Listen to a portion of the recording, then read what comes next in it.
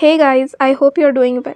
तो recently pharmacy की admission procedure start हो गई है और उसके रिगार्डिंग मैंने ऑलरेडी बहुत सारे वीडियोस पोस्ट किए हैं regarding the option form filling, also about important dates for the pharmacy admission. उसके नीचे आपके बहुत सारे डाउट आ रहे थे रिगार्डिंग द कैप राउंड।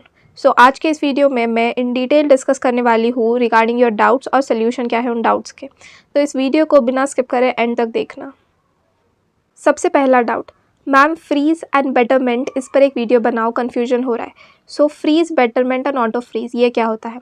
सबसे पहले ऑटो फ्रीज देखते हैं। ऑटो फ्रीज यानी अगर आपने 5 प्रेफरेंसेस डाले हैं और उसमें सबसे फर्स्ट प्रेफरेंस अगर वो कॉलेज आपको अलॉट हो जाता है तो आपका फॉर्म अपने आप ऑटो फ्रीज हो जाएगा, यानी आप कैप राउंड 2 में पार्टिसिपेट नहीं कर सकते। आपको कंपलसरी वो फर्स्ट प्रेफरेंस के कॉलेज पे ही एडमिशन लेना होगा। अब बेटरमेंट पे आते हैं। बेटरमेंट, अब आप वो स्टूडेंट है जिनको फर्स्ट प्रेफरेंस अलॉट नहीं हुआ है, थर्ड, फोर्थ या फिफ्थ ऐसा प्रेफरेंस अलॉट हुआ है, तो आप बेटरमेंट कर सकते हैं या फिर फ्रीज कर सकते हैं। बेटरमेंट यानी आप वो सीट एक्सेप्ट कर रहे हैं, बेटरमेंट फ़ी पे करके, सीट एक्सेप्टेंस फ़ी पे करके आप वो सीट एक्सेप्ट कर रहे हैं, लेकिन आप ये भी बोल रहे हैं कि आप कैप राउंड 2 में पार्टिसिपेट करेंगे। यानी जब आप कैप राउंड 2 में पार्टिसिपेट करेंगे तो वो जो कैप राउंड 1 की सीट है वो आपकी रहेंगी। इवन इफ़ आपका कैप राउंड 2 में कोई नंबर नहीं लगा तब भी कैप राउंड 1 की सीट आपके पास होंगी। अगर कैप राउंड 2 में नंबर नहीं लगा तो आप कैप राउंड 1 की सीट ले सकते हैं। अगर आप वो स्टूडेंट है जिसको जो प्रेफरेंस लगा है, यानी थर्ड, फोर्थ, फिफ्थ जो भी लगा है वो ही एडमिशन लेना है, तो आप अपना फॉर्म फ्रीज करेंगे और जो भी इम्पोर्टेंट डेट्स है वहाँ उस डेट्स को जाके एडमिशन कंफर्म करेंगे इंस्टीट्यूट्स में और फ़ी पे करके पूरी एडमिशन प्रोसीजर कंप्लीट करेंगे। तो इस तरह से ये 3 ऑप्शंस दिए गए हैं आपको कैप राउंड में, यानी auto freeze, freeze and betterment. Betterment का मतलब ही होता है कि आप नॉन फ्रीज रख रहे हैं फॉर्म को, यानी आप कैप राउंड 2 में या 3 में पार्टिसिपेट करना चाहते हैं। तो होपफुली ये डाउट क्लियर हो गया होगा सबका। अब हमारे पास नेक्स्ट डाउट है, फर्स्ट राउंड में not allotted in cap round first, check करने के बाद ऐसे बता रहा है, तो क्या सेकेंड राउंड में जा सकते हैं क्या? ऑफकोर्स आप सेकेंड राउंड में पार्टिसिपेट कर सकते हैं, यानी ये जो not allotted in cap round first बता रहा है ये according to the cut off बता रहा है, यानी आपका जो परसेंटाइल है वो अकॉर्डिंग टू कट ऑफ नहीं गया वो कॉलेजेस के लिए जिनके नाम आपने डाले थे ऑप्शन फॉर्म 1 में, तो आप एलिजिबल है कैप राउंड 2 में पार्टिसिपेट करने को। ऑल्सो आप अपना ऑप्शन फॉर्म एडिट कर सकते हैं, यानी मैं आपको सजेस्ट करूंगी कि आप अपना परसेंटाइल एंड जो कट ऑफ आया है फर्स्ट राउंड का वो कंपेयर करके देखिए कि आपका परसेंटाइल और किस कॉलेज के कट ऑफ में अच्छे से बिट रहा है, तो आप वो कॉलेजेस के नाम डाल सकते हैं कैप राउंड 2 में ऑप्शन फॉर्म एडिट करके और पार्टिसिपेट कर सकते हैं कैप राउंड 2 के लिए। अब हमारे पास नेक्स्ट डाउट है, इनको कोई भी कॉलेज अलॉट नहीं हुआ है फर्स्ट राउंड में, तो अब ये आगे क्या करें? तो अब ऐसे बहुत सारे स्टूडेंट्स होंगे जिनको फर्स्ट राउंड में कोई कॉलेज अलॉट नहीं हुआ, बट अभी भी आपके पास चांस है, आप कैप राउंड 2 में पार्टिसिपेट कर सकते हैं और हो सकता है फर्स्ट राउंड का जो कट ऑफ आया है वो सेकेंड राउंड में कम हो, तो आप कॉलेजेस के नाम अकॉर्डिंगली डालिए। यानी मैंने एक स्ट्रैटेजी वीडियो भी बनाई है कि आप कॉलेजेस के नाम कैसे डाल सकते हैं, वो जाके आप देख सकते हैं वो स्ट्रैटेजी वीडियो, और वो आपको डेफिनेटली हेल्प करेगी आपके कॉलेजेस के नाम चूज़ करने के लिए अकॉर्डिंग टू योर परसेंटाइल। तो ये डाउट्स जिन भी स्टूडेंट्स का है तो डोंट वरी, आप अब भी कैप राउंड 2 में पार्टिसिपेट करने के लिए एलिजिबल है। आपको कैप राउंड 2 या फिर 3 में भी सीट्स मिल सकती है, सो डोंट वरी, सिर्फ आप कैप राउंड में पार्टिसिपेट करिए और जो भी इंपॉर्टेंट डेट्स है उसको अच्छे से याद रख के पार्टिसिपेट करिए, यानी कोई भी डेट मिस ना हो ताकि आपको जहाँ एडमिशन लेना है वहाँ आपको प्रॉपरली एडमिशन मिल पाए। तो इंपॉर्टेंट डेट्स अच्छे से याद रखिए, कैप राउंड में पार्टिसिपेट कर सकते हैं आप 2, भले ही 1 में आपको कोई सीट अलॉट नहीं हुई है तो भी। अब नेक्स्ट डाउट है हमारे पास, दी मुझे जो कॉलेज मिला है वो नहीं चाहिए, अब क्या करूँ मैं? कॉलेज में विजिट नहीं करना है ना, मुझे प्लीज़ रिप्लाई दें।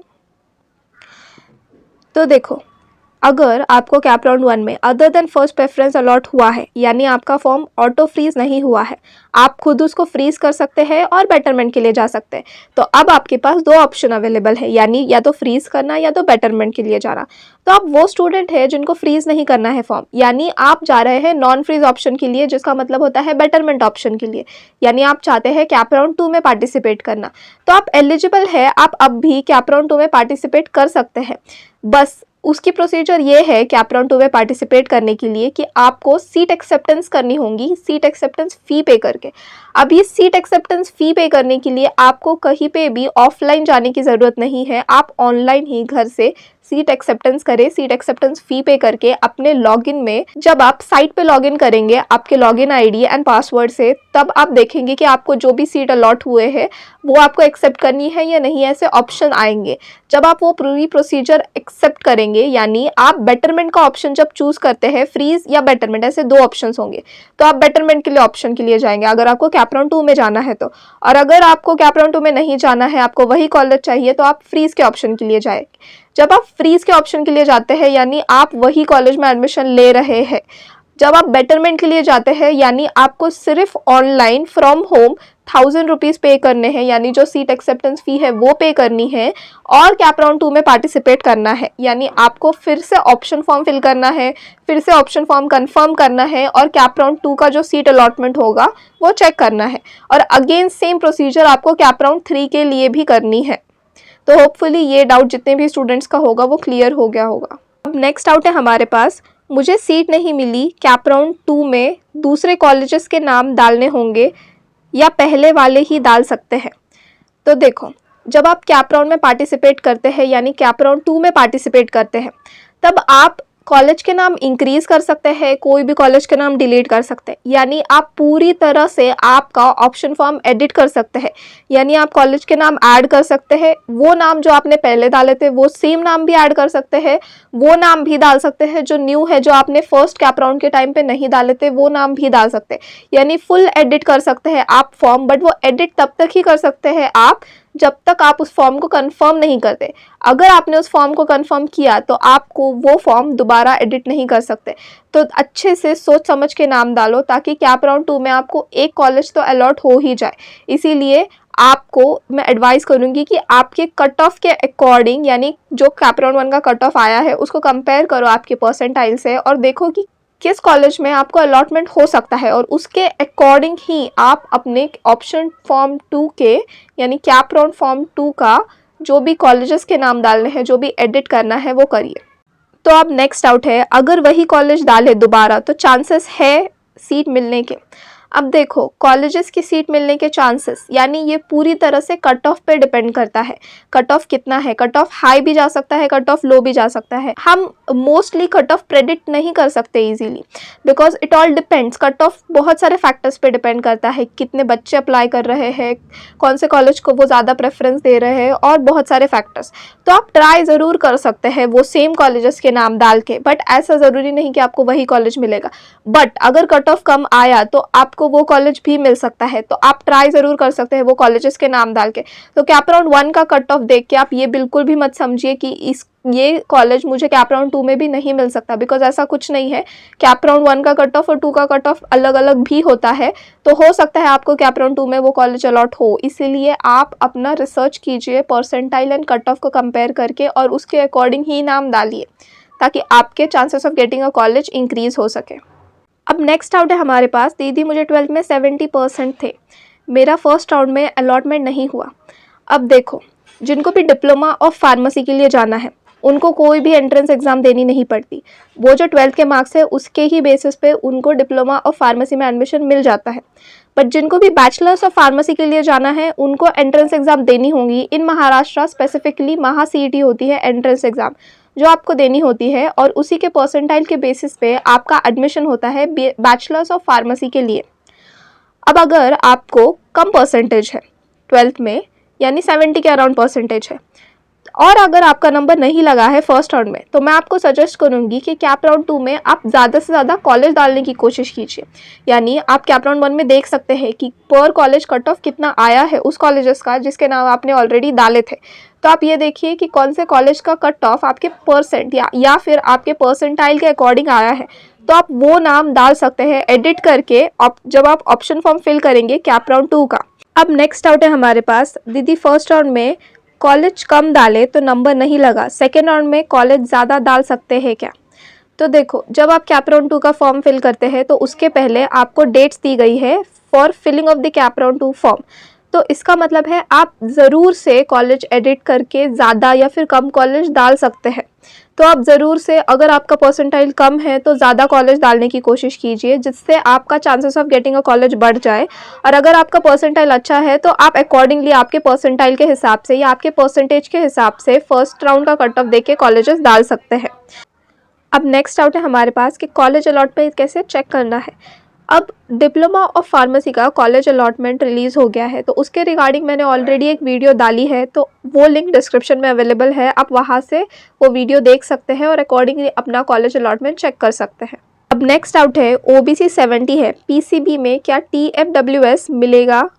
तो देखो TFWS का कैसा होता है, TFWS का जो कट ऑफ होता है वो बहुत हाई होता है, और TFWS का कट ऑफ पूरे अकॉर्डिंग टू कैटेगरी नहीं होता, यानी जनरल के लिए अलग, OBC के लिए अलग, SC/NT के लिए अलग, ऐसा नहीं होता। TFWS का कट ऑफ अलग से निकलता है। तो ये TFWS के लिए आपको मैक्सिमम हाई परसेंटेज चाहिए होते हैं।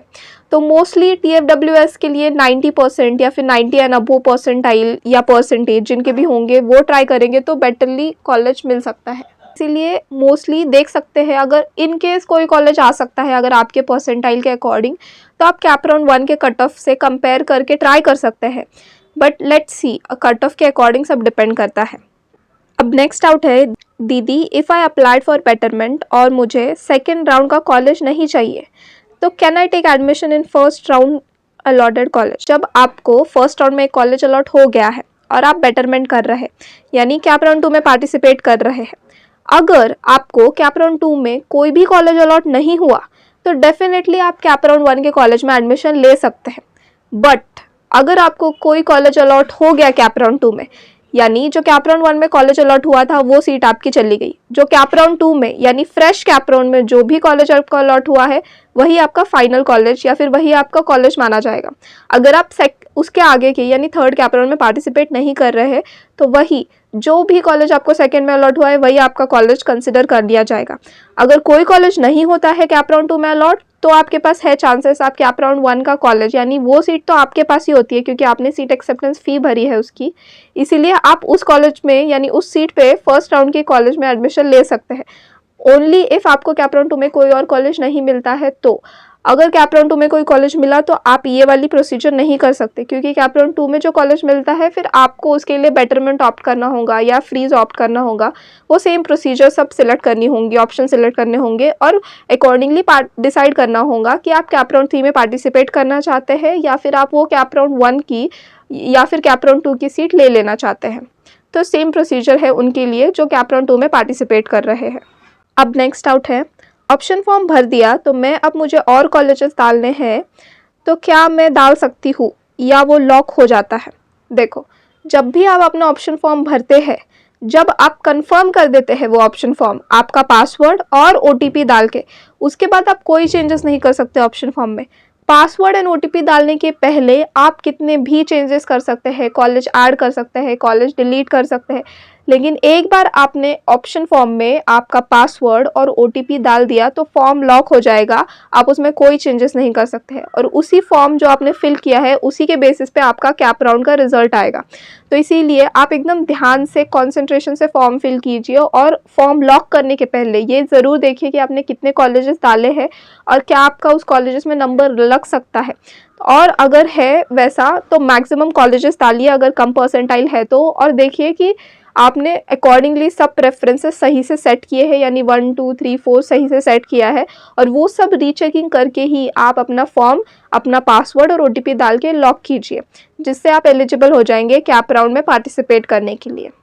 अब नेक्स्ट आउट है हमारे पास, जो लोग B फार्म और D फार्म दोनों का कैप में पार्टिसिपेट कर रहे हैं वैसे कुछ रिलेटेड वीडियो बनाइए। अब देखो, कुछ स्टूडेंट ऐसे हैं जो B फार्म के कैप राउंड में भी पार्टिसिपेट कर रहे हैं और D फार्म के कैप राउंड में भी पार्टिसिपेट कर रहे हैं, तो ऑब्वियसली ये ठीक है, आप दोनों भी कैप राउंड में पार्टिसिपेट कर सकते हैं, बट एडमिशन आपको किसी एक डिपार्टमेंट में ही लेना होगा, यानी या तो आप B फार्म कर सकते हैं या तो आप D फार्म कर सकते हैं।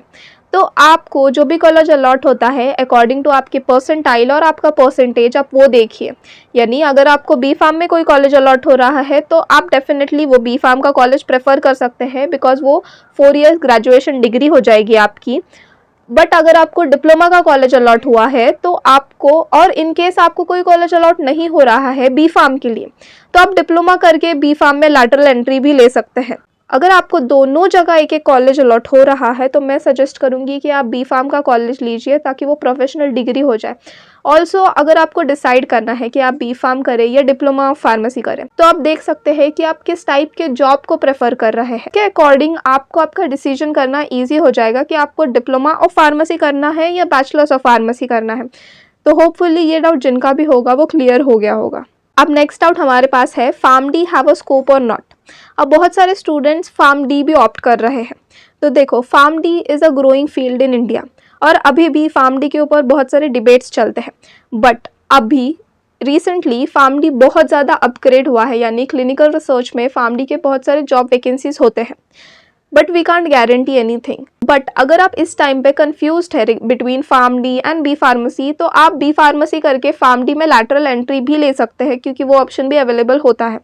तो आप दोनों चीज़ों में से एक चीज़ ऑप्ट कर सकते हैं या फिर डायरेक्ट फार्म डी में एडमिशन भी ले सकते हैं। अब नेक्स्ट आउट है, next video B pharmacy lateral entry admission please. अब बी फार्मेसी का जो महाराष्ट्र का था लैटरल एंट्री का admission procedure, cap round procedure, वो कंप्लीट हो चुका है। तो इस साल का जो बी फार्मेसी का लैटरल एंट्री का एडमिशन प्रोसीजर था, यानी जो पर्सन ने डिप्लोमा किया है 2 इयर्स का, वो बी फार्म के सेकेंड ईयर में लैटरल एंट्री लेते हैं। तो वो प्रोसीजर कंप्लीट हो गई है इस साल के लिए। बट श्योरली जब नेक्स्ट ईयर वो प्रोसीजर दोबारा स्टार्ट हो जाएगी तो I will make a video on that. अब फाइनल डाउट है, दीदी प्लीज़ स्टडी से रिलेटेड टिप्स दीजिए कि फर्स्ट ईयर में कैसे पढ़ाई करें ताकि अच्छे मार्क्स स्कोर हो। तो डेफिनेटली मैं इसके रिगार्डिंग एक डिटेल वीडियो पब्लिश करूँगी सून।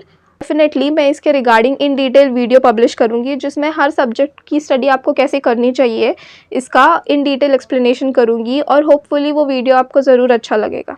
अब अगर इसके अलावा आपको कोई भी डाउट है रिगार्डिंग द एडमिशन प्रोसीजर तो आप डेफिनेटली कमेंट कर सकते हैं। जो भी डाउट होंगे मैं डेफिनेटली जितना मुझे नॉलेज होगा उसके अकॉर्डिंग उस सारे डाउट्स को सॉल्व करने का ट्राई करूँगी। अगर ये वीडियो अच्छी लगी हो तो प्लीज़ इसे लाइक कीजिए और अगर आप चैनल पे न्यू हो तो प्लीज़ सब्सक्राइब कीजिए। ऑल्सो ये वीडियो आपके जितने भी फ्रेंड्स फार्मेसी में एडमिशन ले रहे हैं उनके साथ शेयर कीजिए and help us to grow our community. Thanks for watching.